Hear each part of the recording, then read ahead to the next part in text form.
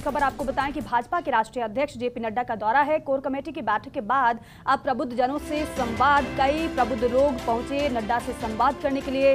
BJP के विभिन्न विभागों की भी बैठक नड्डा ने ली है। मीडिया, आईटी व सोशल मीडिया विभाग के भी पदाधिकारियों से नड्डा ने चर्चा की है। नड्डा का बेहद महत्वपूर्ण जयपुर का दौरा और बैठकों का दौर भी चला है। कोर कमेटी की बैठक के बाद अब प्रबुद्ध जनों से संवाद, कई प्रबुद्ध लोग नड्डा से संवाद करने के लिए पहुंचे हुए हैं। हालांकि प्रबुद्ध जनों से संवाद के लिए भारतीय जनता पार्टी की तरफ से सम्मेलन भी बाकायदा चलाए गए, जिसमें अलग अलग दिग्गज पहुंचे थे, प्रबुद्ध जनों से संवाद किया था। लेकिन कई मायनों में जेपी नड्डा का ये दौरा बेहद खास है, क्योंकि चुनावी साल है और ऐसे में लगातार बैठकों का दौर भी चल रहा है। नरेश शर्मा मेरे सहयोगी हमारे साथ जुड़ रहे हैं, उनका रुख करते हैं। नरेश जी, जेपी नड्डा लगातार बैठक कर रहे हैं, अब प्रबुद्ध जनों से संवाद किया जा रहा है, अपडेट क्या है कार्यक्रम का? तो देखिए तस्वीर आपको दिखा रहे हैं, जेपी नड्डा पहुंचे जयपुर, बैठक की पदाधिकारियों के साथ कोर कमेटी की बैठक उन्होंने ली है और साथ ही साथ प्रबुद्ध जनों से संवाद भी किया जा रहा है।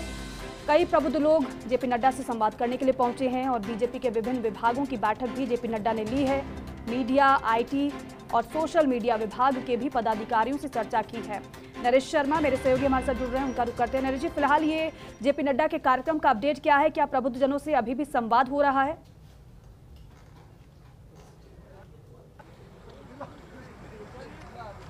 बिल्कुल, देखिए अभी सब कार्यक्रम है वो चल रहा है भारतीय जनता पार्टी का जो दफ्तर है वहाँ पर, और इसके अलावा जो मीटिंगें थी जो भारतीय जनता पार्टी के नेताओं के साथ, वो मीटिंगें खत्म हो चुकी है।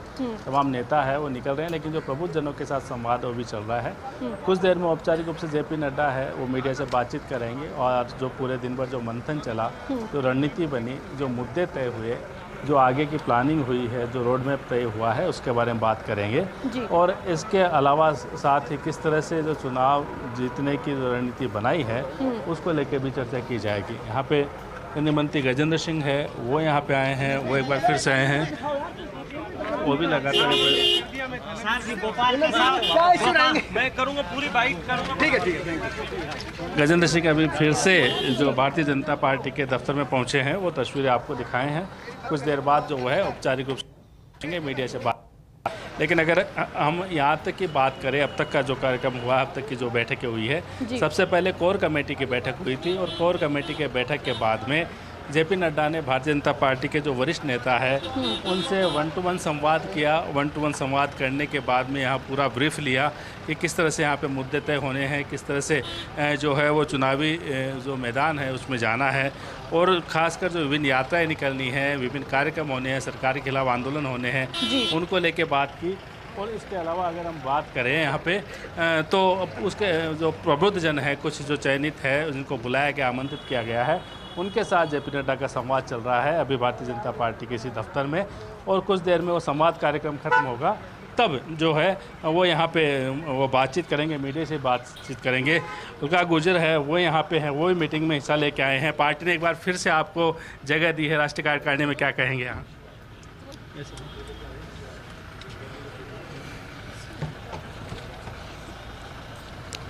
बिल्कुल, एक बार फिर से पार्टी ने आपको जगह दी है, फिर से जिम्मेदारी दी है महत्वपूर्ण, इसके बारे में क्या? शीर्ष नेतृत्व का आभार। भारतीय जनता पार्टी के हम समर्पित कार्यकर्ता हैं, समय समय पर इस तरह के दायित्व मिलते रहते हैं और इस चुनावी वर्ष में निश्चित रूप से महत्वपूर्ण है।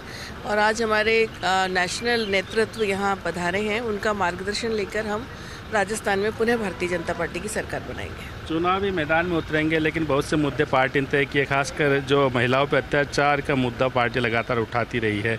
यहाँ कांग्रेस की सरकार है, अब आपकी सरकार लानी है, तो उस मुद्दे को किस तरह से जनता के बीच लेके जाएंगे आप?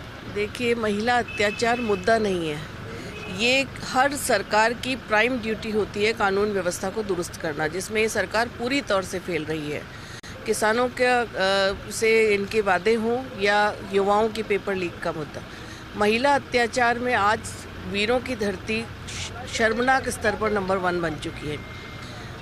और अब इनका भ्रष्टाचार मुखरता से बाहर आ रहा है। एक लाल डायरी का किस्सा भी चल रहा है। उसके अलावा भी आप देखें, इनके हर विधायक पर आप किसी भी क्षेत्र में चले जाएं, भ्रष्टाचार का पूरा आरोप लगा हुआ है और पूरी तौर से ये सरकार आखंड भ्रष्टाचार में डूबी हुई है। सचिवालय में इतना धन मिलना न भूतो न भविष्यति। तो इस सरकार को जनता आईना दिखाने के मूड में है और भारतीय जनता पार्टी पूरी तौर पर संगठित होकर, एकजुट होकर अपनी कार्य योजना के आधार पर, मोदी जी के कामों के आधार पर जनता के बीच में जाएगी और सरकार हम बनाएंगे। अलका जी, आखिरी सवाल, क्या आज नड्डा जी ने जीत की घूंटी पिलाई है सभी को?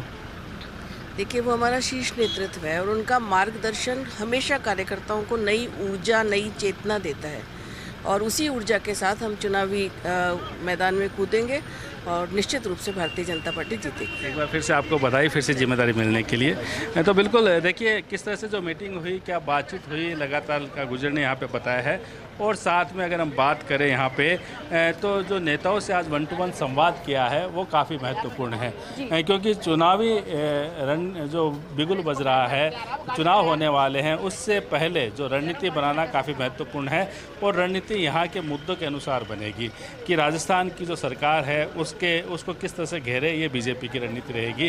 विभिन्न मुद्दे तय किए गए हैं, खासकर पेपर लीक का मुद्दा है, भ्रष्टाचार का मुद्दा है, कानून व्यवस्था का मुद्दा है, महिला अत्याचार का मुद्दा है और खासकर जिस तरह से एक मंत्री को बर्खास्त किया गया, लाल डायरी का जिक्र हुआ, ये तमाम मुद्दे हैं जो भारतीय जनता पार्टी ने तय किए कि इन मुद्दों के आधार पे आगे जो है आंदोलन भी किए जाएंगे, जनता के बीच जाएंगे, सरकार की खिलाफत है वो की जाएगी और साथ में किस तरह से अगर भारतीय जनता पार्टी की सरकार बनती है तो ऐसे में भारतीय जनता पार्टी वो जनता से क्या वादे करती है, वो जनता को क्या कहती है, क्या भरोसा दिलाती है, इन तमाम चीज़ों के लिए जिक्र हुआ है आज की इस मीटिंग में। और जानकारी आपसे चाहेंगे कि कोर कमेटी की बैठक के बाद प्रबुद्धजनों से संवाद किया जा रहा है, तो ये प्रबुद्धजनों से संवाद के बाद ही यहाँ से रवाना जेपी नड्डा होंगे या फिर इसके अलावा भी कुछ कार्यक्रम उनके हैं अभी?